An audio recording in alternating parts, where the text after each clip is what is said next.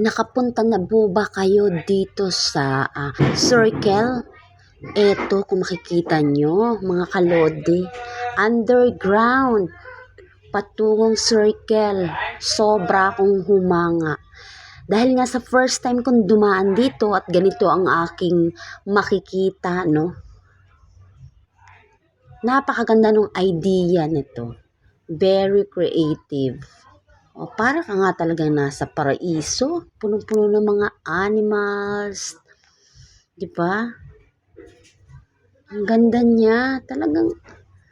Dahil nga sa first time ako, hindi ko maiwasang kumuha ng video habang ako'y naglalakad. Talagang ninanamnam ko. So, para akong bata na humahanga ng sobra. Kasi, first time kong dumaan na ganito ang itsura ng underground. Ang linis niya, ang ganda. Kung makikita nyo yan, napakaganda. At makakaramdam ka ng safe dahil nga may gwardya. Siyempre, kaya tayo nandito dahil nga ang aking anak ay gustong pumunta sa Circle. At eto na nga, pinagbigyan ko po siya dahil nga kaarawan niya. Kaya yan, pupunta na kami ng Circle.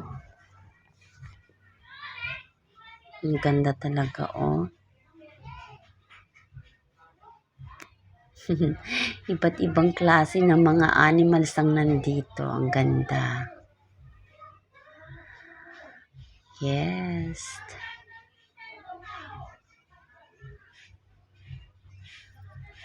Ayan. Panoorin niyo po ito hanggang dulo dahil napakaganda pala ng Circle.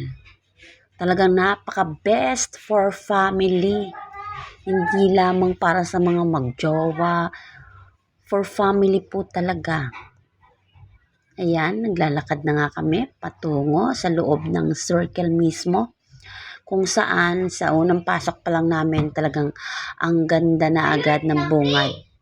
Kasi marami siyang restaurant, mamimili ka kung saan mo gustong kumain. Ang ganda ng environment niya. Parang lahat na yata ng klase ng kainan nandyan sa loob ng Circle.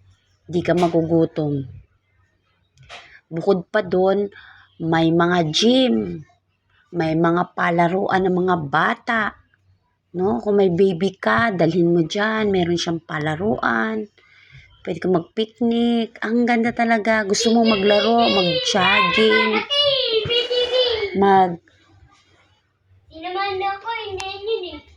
gusto mong mag-basketball, bahala ka na kung anong gusto mo.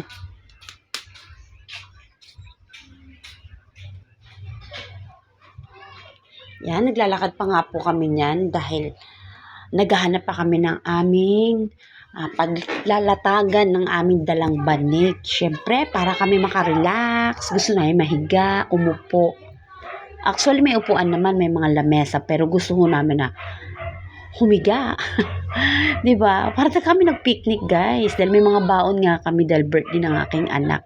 At yan nga po, yung tore na yan. Andyan, kung gusto nyo pasukin yan, museum po yan ni Manuel L. Quezon. Ayan. At syempre, pupuntahan na rin namin. Syempre, pupuntahan na natin yung best na tanawin, yung fountain. Ayan, fountain. Pagkagabi, anong ganda ng mga ilaw. Maraming, pwede kang, yung mga mahihilig dyan mag-picture taking. Talagang ang ganda ng mga spots niya. O, diba? O, pagkagabi niyan, ang dami ng ilaw sa paligid. Ito kasi ng time na yan, medyo maaga pa. Pero umuwi kami, guys, mga 8 na kami umuwi. Talagang sinulit namin. Almost 5 hours kaming nag-stay sa Circle. Ayan, ang saya ng lahat. Kasama namin ang mga bata, mga pamangkin ko, kapatid ko. Ayan, nag-enjoy kami. Try nyo din pumunta dito, yung mga hindi pa